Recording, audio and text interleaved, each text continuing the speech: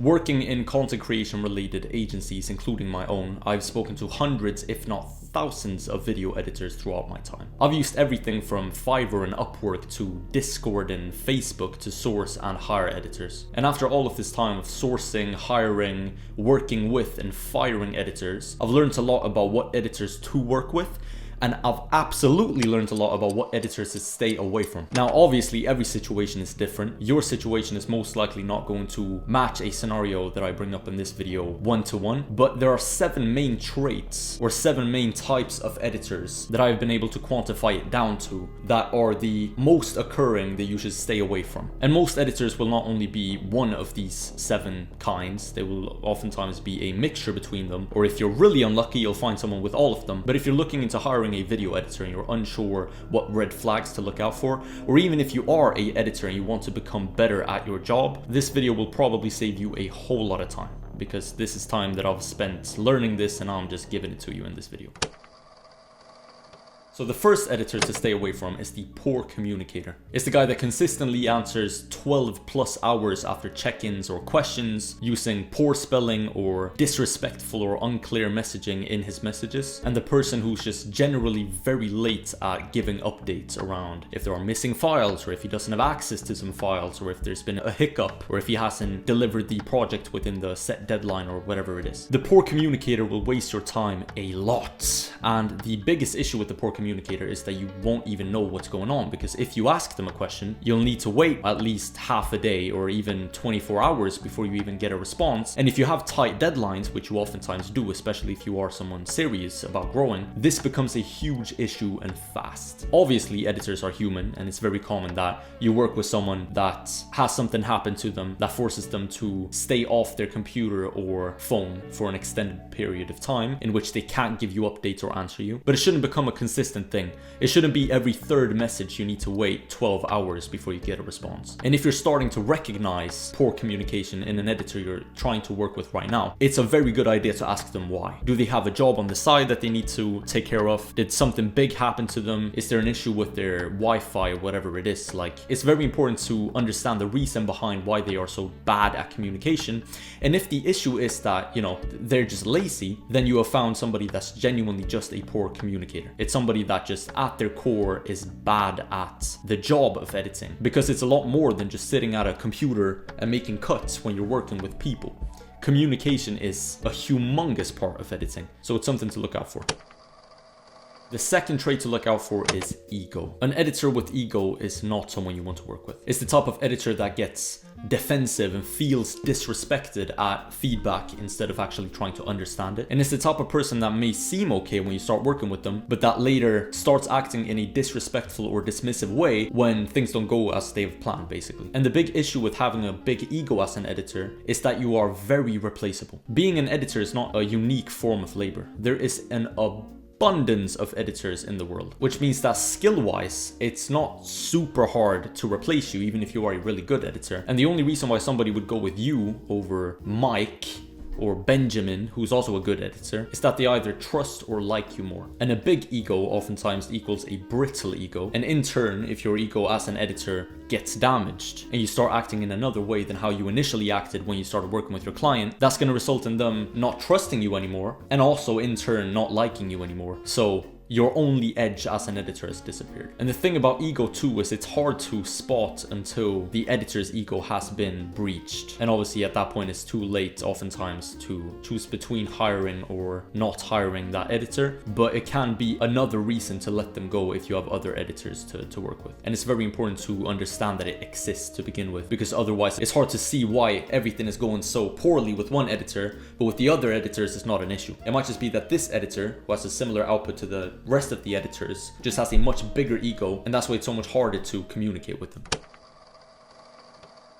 The third personality type to stay away from is inflexibility or rigidity. And this is kind of intertwined with ego. It's about an editor not wanting to change their workflows or their systems, oftentimes because they already feel confident in the systems that they already have. The only issue is if you have a too rigid editor, it's oftentimes not just one thing that they don't want to change, but there are actually multiple things. And if you comply with the first thing that the editor doesn't want to change, if it's using this software over this software, you're most likely going to find more things in the future that the editor doesn't want changed. And if the editor editors being too stubborn, they're eventually just not going to be a good fit for you or your project. The fourth personality trait is lack of skill. And this is pretty obvious. You don't want to hire a trash editor. And I even had the thought of doing that in the past, hiring relatively okay, kind of bad editors and training them to be better, because I figured that, okay, well, if I train them to be better editors, you know, considering I can edit myself, they might be more loyal and I might be able to pay them less money because I've basically given them free training. The only issue is it takes a lot of time to train an untrained person to do basically anything, and editing is not an exception. So I would say try to spot lack of competence within your editors as early as you possibly can. The best way that I've seen is by just having them do a test video. And if they have sent you a portfolio, which they should have sent you, you know, that's like a pretty crucial part of hiring editors, you can compare the test video they made for you with the videos that you saw in their portfolio to see if they've either stolen videos, which I've had happen before, where I've reviewed someone's portfolio and I've realized that that's not even their video, there's somebody else that made that, and what projects actually come out to be when you give it to them, and how long it takes for the editor to achieve the result that they've showed you. The test video was also a perfect opportunity for you to see if they can take feedback. If you can leave 1 or 2 good notes of feedback on the test video and see if they actually try to apply the revisions you gave them to the video, and if it's obvious that they put down, you know, time and effort into fixing whatever was wrong with the video, if that was needed, then that's another way of qualifying that they are really good editors and people that you want to work with.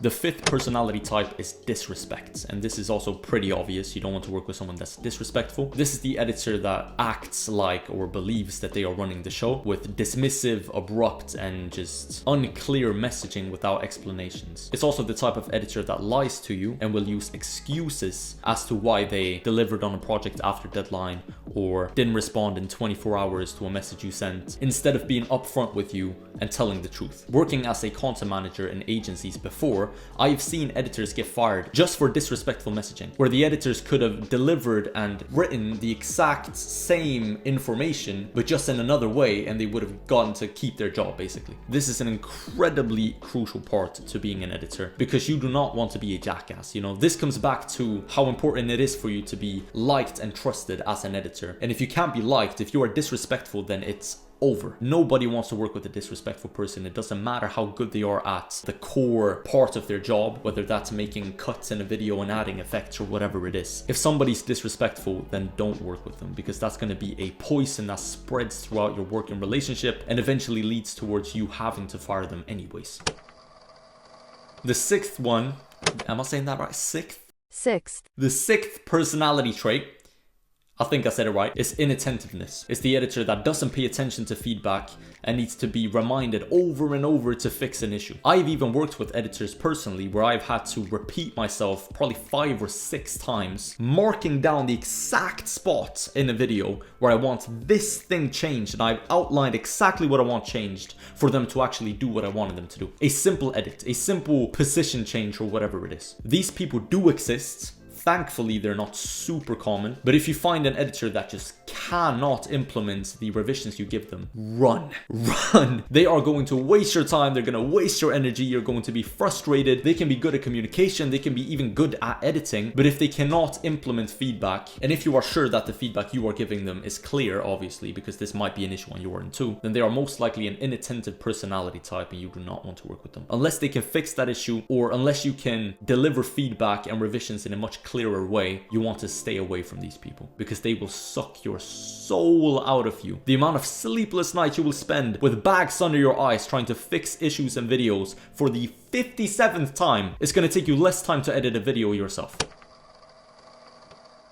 And the seventh and last personality type you want to stay away from is someone giving you consistently delayed projects. It's normal for some projects to be delayed or after deadline, especially if you're working with an editor you've never worked with before, or if you and your editor are doing something new where they need to learn a new style or adapt to a new form of editing. But if you are working with someone that's consistently giving you delayed projects, where 30% plus of the projects you give them are delayed and after deadline, that is a red flag. This might be an issue of too close deadline deadlines because they absolutely do exist. Again, editors are human, they're not AI. So you can't have a deadline be, 5 hours for a video that takes a week to edit. And oftentimes editors may be scared to say, no, this deadline is too short because they know how competitive the editing space is. So they just take a bet on themselves that they will be able to deliver the project within the timeline that has been provided, even though they understand that it would typically take more time. But if you have deadlines that do make sense and deadlines that, even the editor has given you as an example, and they're still missing the deadlines consistently, then that is a huge issue. And it's very important to understand why this is happening. Why are the projects behind schedule? Does the editor have another job they're working during the day that takes all of their time away? It's important to figure out why this is happening so you can either allocate your work more efficiently or potentially lay off the editor that's just delivering too late on everything. And those are the 7 biggest personality traits in editors that I would stay away from. Out of personal experience, do not work with these people unless you can fix these issues with the editors. If you catch them, I would not work with them anymore. They are a huge waste of time. And as one final important note for the video, if you can't figure out why none of the editors you come in contact with are good editors, they all tend to have some humongous issue that you can't get over that eventually forces you to either lay them off or not work with them to begin with. That problem might stem from a mistake that you are making, which in this case would be having too low of a budget. There are millions of